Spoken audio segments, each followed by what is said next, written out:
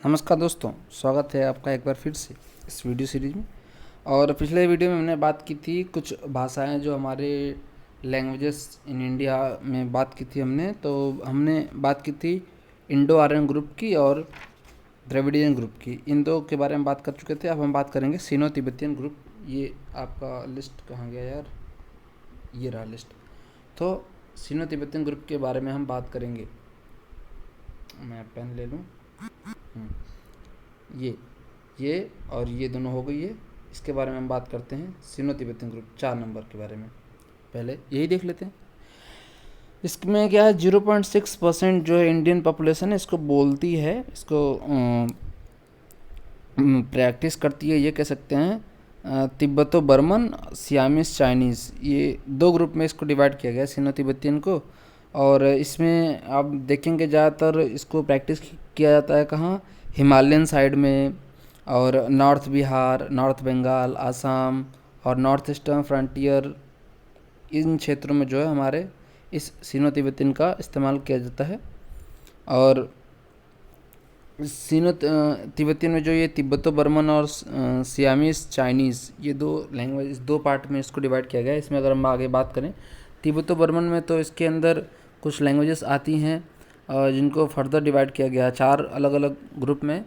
Tibetan में आता है एक सिक्किमीज़, 2 आता है भूटिया, 3 बाल्टी, 4 सेप्रा, 5 लाहौली और 6 लद्दाखी। यानी लाहौली लाहौल स्पीति में, लद्दाख में। आप इस तरह से सिक्किम साइड में सिक्किमीज़, या आप खुद ही अंदाज़ा लगा सकते हैं कि ये सब ऐसे बोली जाती हैं। उसके बाद हम देखें कि हिमालयन ग्रुप में इंडो तिब्बतियन यानी तिब्बतो बर्मन में ही हिमालयन ग्रुप आता है। आगे तिब्बतियन था, अभी हिमालयन है। हिमालयन में क्या है, किन्नौरी और लिम्बू 2 बोले जाते हैं। फिर नॉर्थ आसाम में किस तरह के बोले जाते हैं, एबोर, मिरी, अका, डफला और मिसमी तो एक ट्राइब भी है, वही लैंग्वेज बोलते भी हैं। उसके बाद आगे आता है चौथा जो इसका पार्ट है, कुकी, गारो, बोडो, मिकीर, नागा, ये सब लैंग्वेज बोले जाते हैं उस क्षेत्र में, जो एक कहे कि थोड़े से आदिवासी क्षेत्र हैं, मतलब अलग तरह के ट्राइब हैं, अलग ही ज़िंदगी जी रहे हैं, उनकी अलग ही भाषा है। तो मणिपुर क्षेत्र में रहते हैं लोग, तो वहीं ये बोली जाती है। उसके बाद दूसरा जो पार्ट है इसका सिनो तिब्बतियन का, सियामीस चाइनीज़, इसमें अहोम एक लैंग्वेज है जो बहुत मेजर लैंग्वेज है इस ग्रुप की। इसको बोला जाता है इंडियन सब कॉन्टिनेंट में। इसको माना जाता है कि ये एक्सटिंक्ट हो चुके। अहोम लैंग्वेज एक डेंसिटी हुआ करती थी अहोम, उसमें ये बोला जाता था, और अभी इसको एक्सटिंक्ट माना जाता है। अच्छा, ये एक्सटिंक्ट हो गई, मतलब कुल मिला के बची तिब्बतो बर्मन, जो कि हम बोलते हैं। उसके बाद हम एक चीज़ और मैं आपको बता दूं कि एक ये फैक्ट है, इंडिया की कोई भी नेशनल लैंग्वेज नहीं है। Hindi is not a national language, Hindi भी नेशनल लैंग्वेज नहीं है। और कॉन्स्टिट्यूशन के किसी भी एक्ट में ऐसा नहीं लिखा हुआ है कि कोई एक नेशनल लैंग्वेज है, ऐसा मेंशन नहीं है। नेशनल लैंग्वेज नाम का एक वर्ड ही नहीं है कोई भी। और ऑफिशियल लैंग्वेज है, स्टेट्स जो अलग अलग राज्य हैं उनको अधिकार है कि वो अपने अपने ऑफिशियल लैंग्वेज को एक्सेप्ट कर सकते हैं। तो आइए हम थोड़ा सा ये भी देख लें कि अब देख ही रहे हैं तो ऑफिशियल लैंग्वेज कौन कौन सी है इंडिया की। इंडिया में शुरू में 14 ऑफिशियल लैंग्वेजेस हुआ करती थी। और तो वो 14 कौन कौन सी थी ये भी जान लेते हैं। आसामीज़, हिंदी, मलयालम, पंजाबी, तेलुगु, बंगाली, कन्नड़, मराठी, गुजराती, कश्मीरी, उड़िया, तमिल, उर्दू, संस्कृत, ये सब जो थी 14 भाषाएं शुरुआत से थी हमारे ऑफिशियल लैंग्वेज के रूप में। जो हमारा जो कॉन्स्टिट्यूशन है उसने एक्सेप्ट किया है। उसके बाद 15वें लैंग्वेज के तौर पे ऐड की गई थी सिंधी, जो 21वें संविधान संशोधन के टाइम पे आई थी 1967 में। उसके बाद 71st अमेंडमेंट एक्ट 1992 में और 3 लैंग्वेज जोड़ी गई थी, कोंकणी, मणिपुरी और नेपाली। उसके बाद 92वें अमेंडमेंट एक्ट 2003 में 4 और लैंग्वेज जोड़ी गई, बोडो, मैथिली, संथाली और डोगरी। ये 4 लैंग्वेज। अब टोटल हमारे पास 22 लैंग्वेज आप काउंट कर सकते हैं। 22 लैंग्वेज हमारे पास इंडिया में हैं, जो कि कॉन्स्टिट्यूशन ने एक्सेप्ट किया है कि हमारे पास 22 लैंग्वेज हैं जिनमें से किसी भी लैंग्वेज को कोई भी स्टेट अपनी ऑफिशियल लैंग्वेज के रूप में ले सकता है, इसका इस्तेमाल कर सकता है डॉक्यूमेंट्स में और स्टेट्स के जो भी मेजर्स होते हैं उनमें। हाँ, उसके साथ लेकिन ऐसा भी है कि आप इंग्लिश को कंपलसरी कुछ दिन के लिए बना दिया गया, ताकि कुछ लोग जो होते हैं इंग्लिश ही समझते हैं, तो उनके लिए इंग्लिश को कंपलसरी बना दिया गया है। अभी हम लोग हिंदी समझ रहे हैं, कुछ लोग इंग्लिश समझते हैं, जैसे नागालैंड के लोग हैं वो इंग्लिश ही समझते हैं, हिंदी नहीं समझते, तो ऐसे ठीक है। फिर ये हमारी लैंग्वेज हो गई। अब हम बात करते हैं ऑस्ट्रिक लैंग्वेज में कौन कौन सी थी।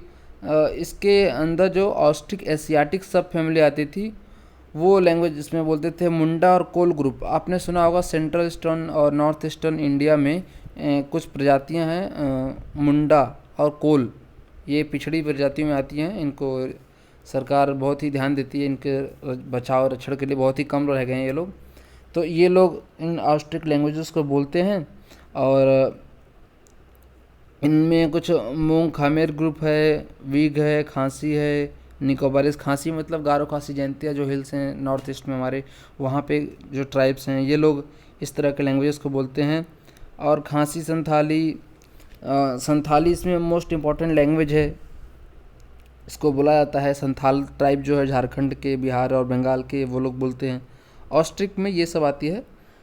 उसके बाद इंडियन टेरिटरी के अंदर ये सब जो लैंग्वेजेस हैं ऑस्ट्रिक के अंदर आती हैं, वो सब बहुत ज़्यादा इंडेंजर्ड कैटेगरी में है, यानी कि विलुप्त होने के कगार पर चल रही हैं ये ऑस्ट्रिक लैंग्वेजेस। तो हमें इन सबको प्रिजर्व करना पड़ेगा, समझ रहे हैं, प्रिजर्व। गलत हो गया क्या है, मेरा भी क्या है, ठीक है, प्रिजर्व करना पड़ेगा।